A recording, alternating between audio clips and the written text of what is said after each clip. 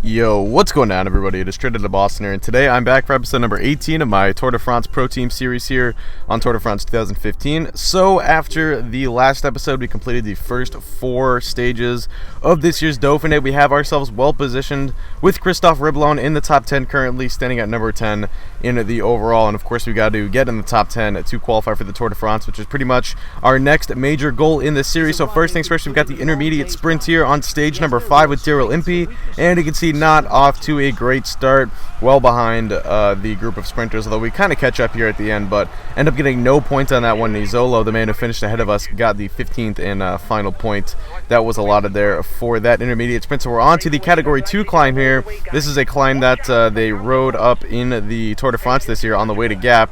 I don't remember exactly what stage it was, but either way, it's a tough little Cat 2 here, so I'm getting Riblon up to the front of the peloton. We know how important that is, and now here you can see the pace getting picked up, many of the riders getting out of the saddle to try and keep up with the race leaders here, and you can see Fabio Aru, one of the men we're going to have to keep an eye on for the GC, is making his way up there. Riblon keeping a steady pace, he's in the high gear ratio, so not getting out of the saddle, but still keeping a high tempo. And then here we go, now getting up to about halfway through this Cat 2 climb. Nico Roche up at the front of the race, he is leading the things here for the breakaway. He's got 22 seconds on everybody else in the breakaway. And now here we go, riding towards the front of the peloton. Bach Mollema is going to make a move, and it's going to be countered by Simon Gerrans. That's a man we're going to have to watch. So Riblon trying to respond, pretty much doing the chasing here almost for the peloton. So we're going to have to keep an eye on these guys. Of course, though, Mollema, a guy who starts the day outside of the top 10, but a big threat to Riblon's position in the top 10, so we know we have to keep an eye on him. And Riblon doing a majority of the pacing here as we approach the top of this Cat 2 climb, really only a couple kilometers away at this point. And you can see, don't want to do too much pacing. Eventually, Mollema and them get a couple seconds, and you can see we're sort of just down the road from them as we get to the top of this climb here. So we will cross over now onto the descent, and we will head straight into the town of Gap, where the race will culminate, or where the stage will culminate, I should say. So we're riding down the mountain here, of course, and trying to stick with this group. And I figure, as always, the descent is a good place to try and make up some ground. You know, it's pretty easy to not burn up too much energy doing things like this, getting out of the saddle and picking up the pace here. But you can see the group that I was riding with keeping up with me so far, but we are going to catch up to Mollema and this AG2R rider. I think that's Voyermo, or whatever his name is. I don't remember. Actually, that's Roman Bardet, not the guy who I was thinking of. But yeah, Bardet and Bach Mollema, of course, in this group. And you can see the big bunch would eventually join back together, as it's going to be Voigtler, Roland in here, Simon Gerrans, among others. You can see trying to keep up with them as we approach the finish line here, and we will cross the line in about 16th overall, I believe, was our position for the stage. So we do not lose any time on the favorites, and we maintain our spot in the top 10, just ahead of Mick Rogers. Bach Mollema, you can see, moves up 2 spots, so he is about a little under a minute, right around 50 seconds behind us. So like I said, we're going to have to keep an eye on him throughout the rest of this race. But the last couple stages here, you know, we've got 3 stages left. None of them really provide too many big climbs, not too many climbs for the race leaders, or really for the race favorites, to open up some time gaps. I talked about it in the last episode, but this year's profile for the Dauphiné was kind of an easy one for a climber, probably more suited for a hilly guy like Christophe Riblon. So that's why I thought Riblon could excel, and he's done a good job so far, but trying to keep up with the peloton here as the pace gets picked up.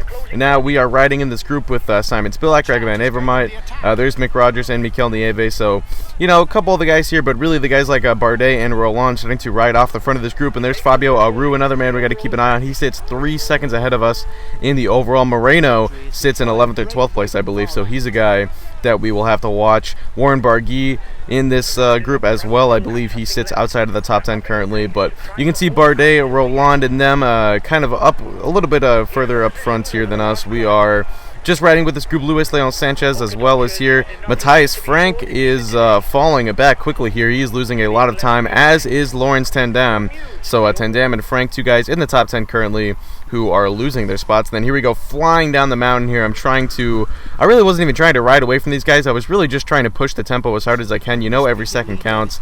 We end up sort of back with this group that we were with, though, so we don't really gain too much time on them as we come under the 5 kilometers to go banner. Now I'm trying to make the move here to try and catch up to the 2 riders in front, or I think this is a group of 2 or 3 riders, I can't quite tell, but anyway, we eventually catch up to them. As you can see, it is 2 guys from the breakaway, I believe, Nika Terpstra, and a Lotto City Outrider. And then here you go with the sprint. We didn't have much left for the sprint, but it does not matter as long as we get the same time, and I think we got close to the same time as these guys. I'm pretty sure they just bunched us all together, so no need to worry about the split there. But we come across there, and we finish, I think, 26th, I want to say, 23rd, there it is. And, yeah, we lose no time on the guys in front of us. So, we maintain our spot in the top 10 once again. This time, Mollema actually jumps us, but Matthias Frank falls out of the top 10. And you can see Lawrence Tandem loses 6 spots in the overall. He falls from 1st to 7th, and there's Frank. He goes from 5th to 12th. So, despite Mollema, like I said, proving himself to be one of the better climbers in this race and getting a spot in the top 10, we luckily keep our spot in the top 10 thanks to Matthias Frank's poor day. And now this is the intermediate sprint here for stage number 7. Bohani, actually not Bohani, excuse me, Impey in pretty good position this time, but just doesn't really have the burst that these other guys have. I mean, even Lars Boom accelerating past him. Here's Tom Bonin coming up on the right. He would eventually fade back, but Impey really just doesn't have the burst that some of these other guys have. And I don't know, I mean, we might look to upgrade, our sprinters, our 2 sprinters on the team next year, we'll see. But back into the mountains here, we've got, this isn't even categorized mountain or anything, this is just a bit of an incline here. Riblon sticking with the front. I didn't expect really anything to go down on this incline, and I was pretty right in my estimation, as really not even a hard pace being set. So I decide, if no one's going to set a pace, well, why don't we try and make a move here and maybe open up a time gap. But you can see right as I start attacking, then the guys respond, so I don't want to burn too much of my energy. I pull back. Now we skip ahead later. Once again, the pace getting slowed, so I'm going to try and make a move as we approach the top of this climb here. But once again, guys, pretty much right on my wheel, as I could not get a gap, couldn't get any kind of distance. I thought if I could get a little bit of a gap and then extend it on the downhill, it might be a good idea. But you can see now we're going to open up a 4 or 5 second gap here in just a moment, but it's really going to be to no avail. Actually, maybe we don't even open up that gap. Who am I kidding? There it is. So yeah, we open a 4 second gap there, but it quickly gets closed off. You can see the guys are chasing. They're not going to let Riblon get any time today, at least not on any cheeky downhill descent there. And then here, I mean, look at this. The pace is going so slow at this point. I mean, Roman Bardet is riding right at the front. So I was like, all right, screw it.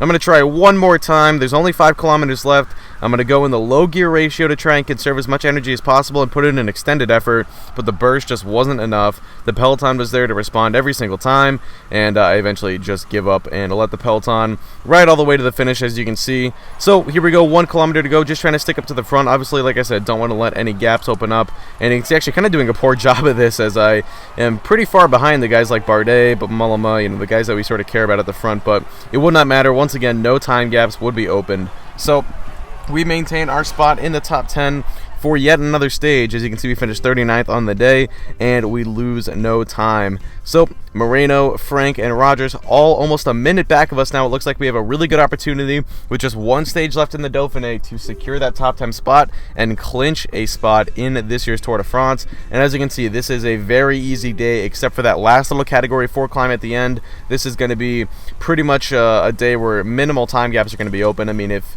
there was only a 10 to 15 second time gap between us and 10th or 11th or 12th or 13th place or whatever, then I would be a little bit concerned. But coming into the day, I'm thinking Riblon's got the top 10 pretty much locked up. So we got the intermediate sprint here. Impey once again trying to compete, and he ends up coming in, I want to say, like 10th or 11th here. Cockard, and then Debouchier, and then I think Impey was 11th or 12th. So here we go now, coming up on the final 3 kilometers of the stage. Everyone's still together here.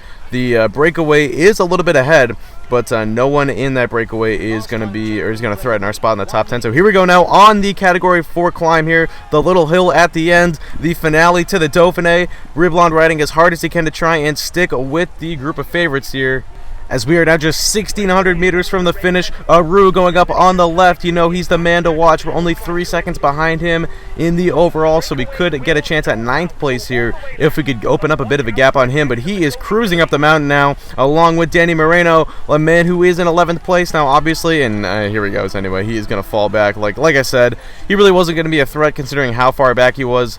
in terms of time, but anyway, still a little bit worried when he got out in front there, but it would not matter. You can see Riblon comes to the line, and he will finish 19th on the day and 10th overall in the GC. So that secures us a spot in this year's Tour de France. So for the first time, Team HFT will represent itself in the Tour. Big ups, as we are very excited. Riblon pockets 202,000 euros for the team thanks to his 10th place overall. And there it is, Tour de France, as we are allowed to participate for the first time ever. So pretty big stuff there. A very successful year for Team HFT. Started out by winning the International, but now we get a top 10 in the Dauphiné, and we have one more race. It will be the Tour de France. I hope you guys are excited for that. Thanks for watching.